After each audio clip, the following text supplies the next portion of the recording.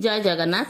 Cuttack college 93 बैचर get together programme द्वितीय भाग Anshupa Selina पसायतर camera रे ओ आपणकर सामना रे ग्रुप आडमिन अनिरुद्ध गंतायतकर किछि वक्तव्य शुणी नियंतु। समस्त को एकाठी करिवार अभिलाषा हृदय रे भरी रही अनेक आशा जहाको प्रकाश करिवारे नाही मोर भाषा। आपण एई श्रुति मधुर कथा निजे ही शुणी नियंतु तांकर पाटिरू।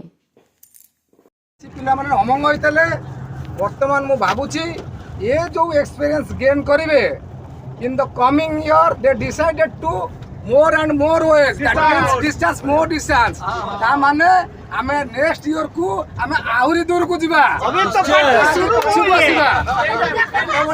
आफ्टर द एज ऑफ 60 जेते बेले वी डिसाइडेड हमें कटक भीतर करिबा কিন্তু যেহেতু now we are not unable I am able तो हमें समस्ते डिस्टेंस टू डिस्टेंस दरकार पड़े 2 नाइट 1 डे प्रोग्राम हबो।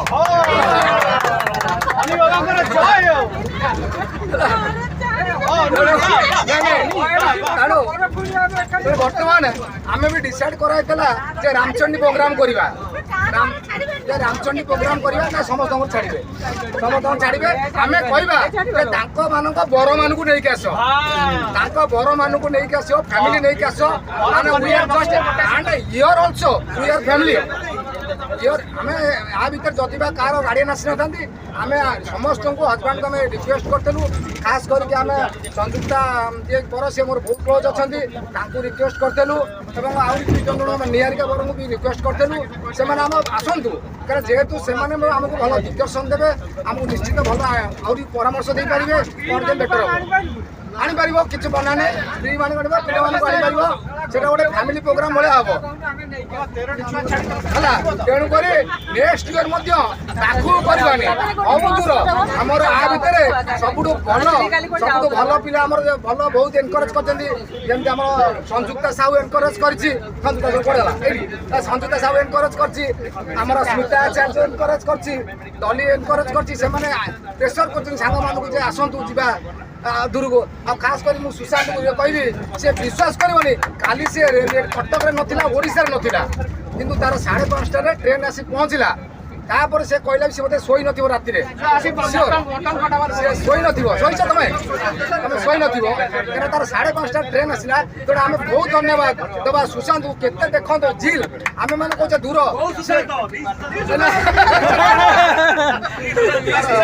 आगे 3 सुशांत पाका पाकी बसचंदी 3 Sushant also very very good and very fine तेणु आम मु कहबी जो सुशांत हम रेलवे रे सर्विस करचंती से मते कहले कि मो ट्रेन कहली अरे यदि ट्रेन लेट होइछो कोन करबा ट्रेन लेट है देखा आम उमा को भी कनसल्ट करूँ उमा कहता जब ट्रेन कार लेट हुए तो मो सांगे से निश्चित जीव कि निश्चित आसो तेणु आम लुलु को से बहुत एनकरेज करते आम लुलु को फोन करूँ।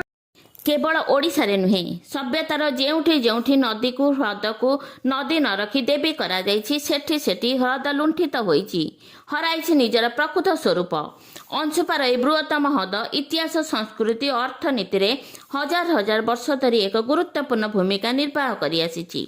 एहार महानता जनजीवन उपरे प्रभाव को नहीं लेखा जाइछि हजार हजार कविता। सहस्र वर्ष धरी प्रदूषित होई रहितिबा ए ह्रद उपरे दृष्टि पड़िछि सरकारंकर। जैव विविधतार अनेक उदाहरण कुहाଯାଉଥିବା ଏହି ହ୍ରଦ ନିଜ ଗର୍ଭରେ ବଢ଼ୁଥିବା ବିଭିନ୍ନ ପ୍ରଜାତି ମଧ୍ୟରୁ ପ୍ରାୟ 20% ସବୁଦିନ ପାଇଁ ହରାଇ ସାରିଲାଣି ଏବଂ ଅନେକ ପ୍ରଜାତି ଏବେ ବିଲୁପ୍ତ ହେବାର ସୀମାରେଖାରେ। ଆମ ଆବଶ୍ୟକ ମେଣ୍ଟାଉଥିବା ମଧୁର ଜଳ ସମ୍ପଦ ଆର୍ଦ୍ର ମାଟି ମା ଆଜି ସର୍ବହରା ଭାବିବା ପାଇଁ ସମୟ କାହିଁ ଯେ ଆମ ଅତ୍ୟାଚାର ସେହି ମାକୁ ବିବସ୍ତନା ପୁତନା କରିସାରିଲାଣି। ଖାଦାନ ପାଇଁ ହେଉ କି ସାମରିକ ଉଦ୍ଦେଶ୍ୟରେ ହେଉ କଳକାରଖାନା ହେଉ କି ଅଳିଆ ଗଦେଇବା ପାଇଁ ହେଉ ବଳି ପଡ଼ୁଛି ହ୍ରଦ ମାଟି ମା। ଆର୍ଦ୍ରଭୂମି ନିକଟସ୍ଥ ଅଞ୍ଚଳରେ ଜନବସତି ବୃଦ୍ଧି ପାଉଥିବାରୁ ଆର୍ଦ୍ରଭୂମି ସ୍ଥାନରୁ ଅଧିକ ସୁବିଧା ଉଦ୍ଦେଶ୍ୟରେ ଅନେକ ପ୍ରକାର ମାନବକୃତ କାର୍ଯ୍ୟ ବୃଦ୍ଧି ପାଇବାରେ ଲାଗିଛି। ପୁନଶ୍ଚ ଆର୍ଦ୍ରଭୂମି ସ୍ଥାନରୁ ମଧ୍ୟ ଅଧିକାର କରି ବା ପୋତି ତାକୁ ବିଭିନ୍ନ କାର୍ଯ୍ୟରେ ବିନିଯୋଗ କରିବାରେ ମଣିଷମାନେ ପଛାଉନାହାନ୍ତି। ସୁତରାଂ ମାନବକୃତ କାର୍ଯ୍ୟ ଜନସଂଖ୍ୟାର ଚାପ ନିରକ୍ଷରତା ଓ ପରିବେଶ ସଚେତନତାର ଅଭାବ ହିଁ ଆର୍ଦ୍ରଭୂମି ପ୍ରତି ବିପଦ ଭାବରେ ଦଣ୍ଡାୟମାନ। ଅଧିକନ୍ତୁ ସମୁଦ୍ର ପତନ ବୃଦ୍ଧି, ଅନାବୃଷ୍ଟି, ପ୍ରବଳ ବାତ୍ୟା ଓ ମୃତ୍ତିକା କ୍ଷୟ ଆଦି ପ୍ରାକୃତିକ ବିପର୍ଯ୍ୟୟ ହେତୁ ଏ ପ୍ରାକୃତିକ ପରିସଂସ୍ଥା ଅହେତୁକ ଚାପଗ୍ରସ୍ତ। ସବୁଠାରୁ ପରିତାପର ବିଷୟ ହେଉଛି ଏପରି ଆର୍ଦ୍ରଭୂମି ଉପରେ ମନୁଷ୍ୟକୃତ ଯେଉଁ ସମସ୍ୟାଗୁଡ଼ିକ ପଡ଼ୁଛି ସେଗୁଡ଼ିକ ହେଉଛି ଅତ୍ୟଧିକ ମାଛ ଧରା, ମାଛ ମରା, ପକ୍ଷୀ ଶିକାର, ଜବର ବା ଅବୈଧ ଦଖଲ, ଚାଷ କାର୍ଯ୍ୟ ନିମିତ୍ତ ଏହି ଜଳଭାଗକୁ ପୋତି ଦେବା, ବିଭିନ୍ନ ଉପାୟରେ ରାସ୍ତା, ଘର ତଥା ବ୍ୟବସାୟିକ ସ୍ଥଳ ନିର୍ମାଣ କରିବା, ଜଙ୍ଗଲୀକରଣ, ମଶା ନିୟନ୍ତ୍ରଣ ଓ ଜଳସେଚନ ନିମିତ୍ତ ଜଳ ନିଷ୍କାସନ କରିବା, କଠିନ ପରିତ୍ୟକ୍ତ ବସ୍ତୁ ଦ୍ୱାରା ପୂରଣ କରିବା, ଅତ୍ୟଧିକ ଗୃହପାଳିତ ପଶୁଚାରଣ ଓ ଜଳ ପ୍ରଦୂଷଣ ଆଦି ଉଲ୍ଲେଖନୀୟ।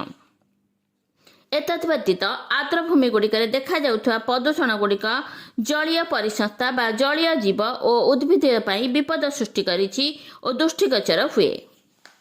ଆସନ୍ତୁ ଏବେ ବୁଝିନେବା ଆର୍ଦ୍ରଭୂମି ବା ସନ୍ତରା ଭୂମିରୁ ଆମେମାନେ କେଉଁ କେଉଁ ପଦାର୍ଥ ପାଇପାରୁଛୁ। ଜଳଭାଗ ଅଞ୍ଚଳରୁ ମିଳୁଥିବା ଉଦ୍ଭିଦ ବା ବିଶେଷ କରି ବଡ଼ ବଡ଼ ଘାସ ଜାତୀୟ ଉଦ୍ଭିଦରୁ ଘର ଛପର ତିଆରି ହୋଇଥାଏ। ଜୀବନ ଜୀବିକାରେ ସହାୟକ ହୋଇଥାଏ। ବେଣା ପରି ଉଦ୍ଭିଦ ଗୁଡ଼ିକ ଝୁଡ଼ି ଓ ଘର ଛପର କାର୍ଯ୍ୟରେ ଲାଗିଥାଏ। ବସା ଉଠା ତଥା ଶୋଇବା ପାଇଁ ଜୈବିକ ମଶଣା ଗୁଡ଼ିକ ଆର୍ଦ୍ରଭୂମିରେ ଜନ୍ମ ସନ୍ତରା ପରି ଘାସ ଜାତୀୟ ଉଦ୍ଭିଦରେ ତିଆରି କରି ସ୍ଥାନୀୟ ଲୋକମାନେ ନିଜର ଗୁଜୁରାଣ ମେଣ୍ଟାଇଥାନ୍ତି। କନକା ନାମକ ଖାଦ୍ୟ ପଶୁ ଖାଦ୍ୟ ହିଁ ଉତ୍ପନ୍ନ ହୋଇଥାଏ ଆର୍ଦ୍ରଭୂମିରୁ। ସୋଲ ପରି ଉଦ୍ଭିଦକୁ ସଂଗ୍ରହ କରି ଖେଳନା, ସୋଲ ଡଙ୍ଗା ଓ ବିଭିନ୍ନ ସୁସଜ୍ଜିତ ଆସବାବପତ୍ର ପ୍ରସ୍ତୁତ କରି ବିକ୍ରୟ ମାଧ୍ୟମରେ ଲୋକ ରୋଜଗାରକ୍ଷମ ହୋଇପାରନ୍ତି। ସୋଲରୁ ବିବାହ, ବ୍ରତ, ଉତ୍ସବ ଗୁଡ଼ିକରେ ମୁକୁଟ ତିଆରି କରି ଭଲ 2 ପଇସା ରୋଜଗାର କରିଥାନ୍ତି। ଗହନଳ ଘାସ କାଣ୍ଡରୁ ପାରମ୍ପରିକ ସୁରନାଦ ଯନ୍ତ୍ର ପ୍ରସ୍ତୁତ କରାଯାଇଥାଏ। କଇଁ ଓ ପଦ୍ମ ଫୁଲ ପୂଜା କାର୍ଯ୍ୟରେ ଲାଗିବା ସହ ବିକ୍ରୟ କରି ରୋଜଗାର କରିଥାନ୍ତି ଏଠିକାର ଲୋକମାନେ। ଅନେକ ଔଷଧୀୟ ପତ୍ର, ଡାଳ, ଫୁଲ, ଶାଗର ଉତ୍ସ ହେଉଛି ଏହି ଆର୍ଦ୍ରଭୂମି। ଔଷଧୀୟ ଉଦ୍ଭିଦ ଗୁଡ଼ିକ ହେଉଛି ବଚ, ବ୍ରାହ୍ମୀ, ଥାଲକୁଡ଼ି, କେଶଦୂରା, କାନା, କୋଇରେଖା, ପାଣିଟଗର, ପଦ୍ମ, ଶୀତଳା, ଭୂଇଁକନ୍ଦବ ଓ ଭୃଙ୍ଗରାଜ ଇତ୍ୟାଦି। କେତେକ ଉଦ୍ଭିଦଜ ପଦାର୍ଥ ସାଧାରଣ ଲୋକମାନଙ୍କର ଖାଦ୍ୟ ଓ ଗୁଜୁରାଣ ମେଣ୍ଟାଇଥାଏ। ସେମାନଙ୍କ ମଧ୍ୟରେ ଉଦ୍ଭିଦଜ ପଦାର୍ଥ ଗୁଡ଼ିକ ହେଉଛି ମଦରଙ୍ଗା ଶାଗ, ସୁନୁସୁନିଆ ଶାଗ, ପିତା ଶାଗ, କଳମ ଶାଗ, ପଦ୍ମ, ମୃଳାଳ ଓ ପୁଷ୍କର। ସାରୁ, କେଶୁରୁ କନ୍ଦା, କୁସୁରି ପାନ, ପାଣି କେନ୍ଦୁରୀର ଫୁଲ କଢ଼କୁ ଲୋକେ ଚମତ୍କାର ପରିବା ରୂପେ ବ୍ୟବହାର କରିଥାନ୍ତି। ଆଉ ମଧ୍ୟ ଧଳା କଇଁ ମଞ୍ଜିରୁ କଞ୍ଚାରେ ଖିଆଯାଇଥାଏ। ଏପରିକି ଏକ ମିଠା ସୁସ୍ୱାଦୁ ଖାଦ୍ୟ ରୂପେ ବିବେଚିତ ହେଉଛି ପାଣି ସିଙ୍ଗଡ଼ା, ଯାହା ଆର୍ଦ୍ରଭୂମିରୁ ଉତ୍ପନ୍ନ। ପ୍ରକୃତିକୁ ପ୍ରଥା, ପ୍ରତୀକ ଓ ପାରମ୍ପରିକତାର ଚଷମା ଖୋଲି ଜୀବନ୍ତ ପରିସଂସ୍ଥାନର ସ୍ରୋତ ଭାବେ ଦେଖିବାର, ବୁଝିବାର ଓ ସେହି ଅନୁଯାୟୀ ପଦକ୍ଷେପ ନେବାର ସମୟ ଆସିଯାଇଛି।